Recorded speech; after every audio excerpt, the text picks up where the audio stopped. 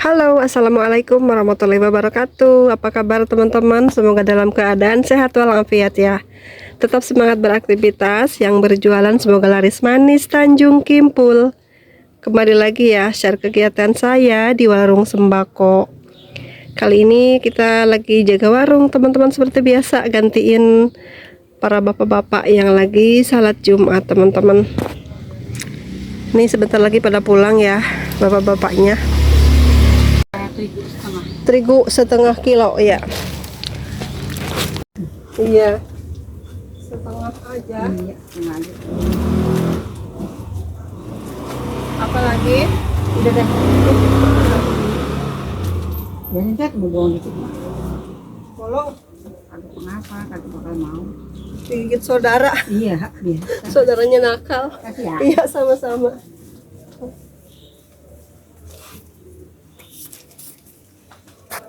Oke teman-teman, sambil nunggu pembeli kita sharing-sharing kegiatan di warung sembako, dan kali ini kita sharingnya tentang apa ya, bagaimana caranya menghadapi pembeli yang suka berhutang gitu ya teman-teman.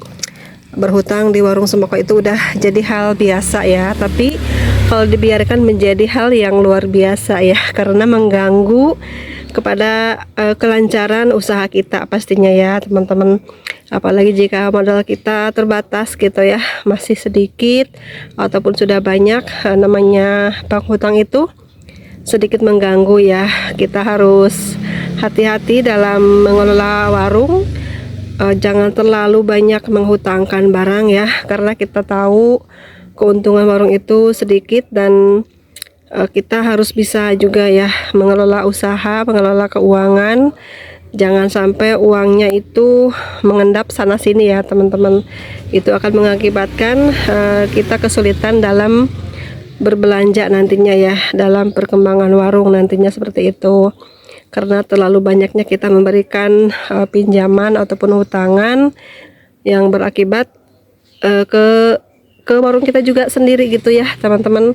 Sudah banyak contohnya ataupun cerita-cerita yang memang warung sembako sering dihutangin itu sedikit keterlambatan berkembangnya gitu ya. Tapi namanya kita bertetangga ya, kita harus juga bisa membantu kepada tetangga ya. Kita kan memberi tidak, jadi setidaknya ya memberikan hutangan pun itu hal yang baik, namun kita harus hati-hati. Jangan terlalu banyak, jangan terlalu sering, jangan terlalu dibiarkan gitu ya, supaya sama-sama enak ya teman-teman. Dan saya pernah dengar gitu, ada beberapa yang berkeluh kesah mengenai warungnya gitu, sering banyak yang menghutang gitu ya teman-teman. Menurut saya itu kesalahan ada di kedua belah pihak ya. Yang satu mungkin membiarkan keterusan, membiarkan orang berhutang gitu ya, tidak membatasi, tidak memberikan ketegasan kepada si penghutang gitu ya. Yang satu lagi mungkin si pelanggannya udah terbiasa keenakan, udah merasa dipercaya, jadi semudah itulah mengambil barang-barang gitu ya, dan akhirnya warungnya tuh kurang berkembang, dan si pemilik warung mengeluh gitu ya, warungnya barang sedikit gitu ya, uangnya tidak ada gitu ya, mau belanja uangnya tidak ada, hanya tulisan aja yang ngantai gitu ya, PTTF tulisan katanya ya, nolnya ada di tulisan gitu ya teman-teman. Jadi dia tuh ngeluhnya, ya Allah katanya, kenapa ya warungku kok jadi tempat berhutang gitu ya. Apa yang harus saya lakukan seperti itu ya teman-teman. Dan saya pun sedikit sharing aja ya, itu juga pengalaman saya dulu ya. Bukannya saya tidak memberikan hutangan, tapi saya membatasi gitu ya teman-teman. Membatasi kepada orang-orang yang ingin berhutang gitu ya. Kalau orangnya enak, lancar gitu ya, kita berikan gitu ya. Tapi dengan catatan juga tidak terlalu banyak memberikan hutangan ya. Kita batasi minimalnya gitu ya, maksimalnya 50.000 gitu ya teman-teman.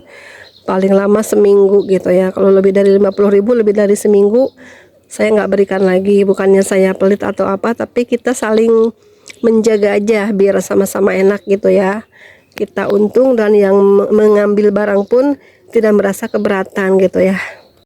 Karena banyak sekali contoh-contoh orang berhutang itu memutuskan tali silaturahminya gitu ya dengan uang tidak seberapa, tapi mereka tuh kalau ketemu di mana-mana seolah-olah tidak kenal kita, membuang muka gitu ya. Alasannya ya itu tadi, punya utang di warung dan merasa malu atau merasa apa gitu ya, mungkin seperti itu ya. Tapi namanya manusia itu hal wajar teman-teman.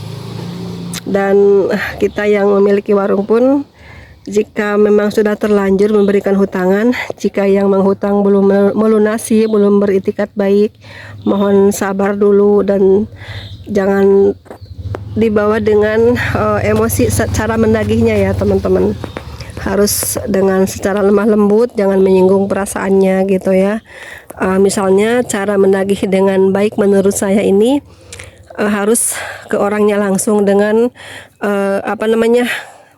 jangan ada orang lain gitu ya, kecuali kita berdua yang bersangkutan dan kita gitu teman-teman. Cara menagihnya mungkin, maaf ya ibu, ini ada catatan di buku saya, waktu itu tanggal sekian bulan sekian ibu mengambil barang ini gitu ya, mohon diselesaikan dulu, seperti itu ya teman-teman.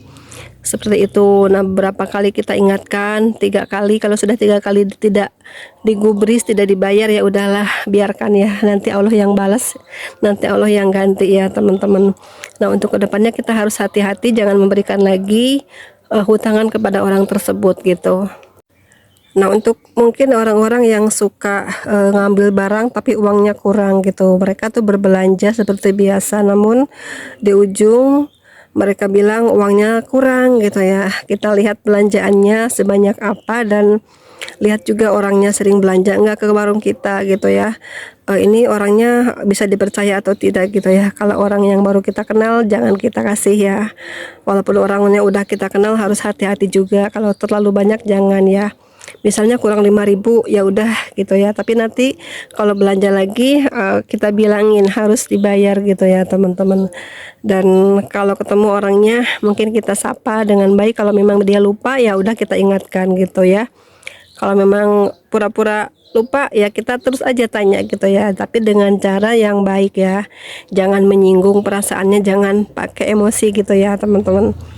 Dan seperti itulah namanya di warung itu, karakter orang berbelanja beda-beda ya teman-teman. Ada yang mudah bayar utang, memang dia kekurangan dan lagi butuh, lagi buru-buru gitu. Ada juga orang yang memang sengaja menghutang tapi memang udah banyak alasannya gitu ya, nggak mau bayar gitu ya teman-teman. Saya tuh mengalami beberapa hal yang seperti itu di warung.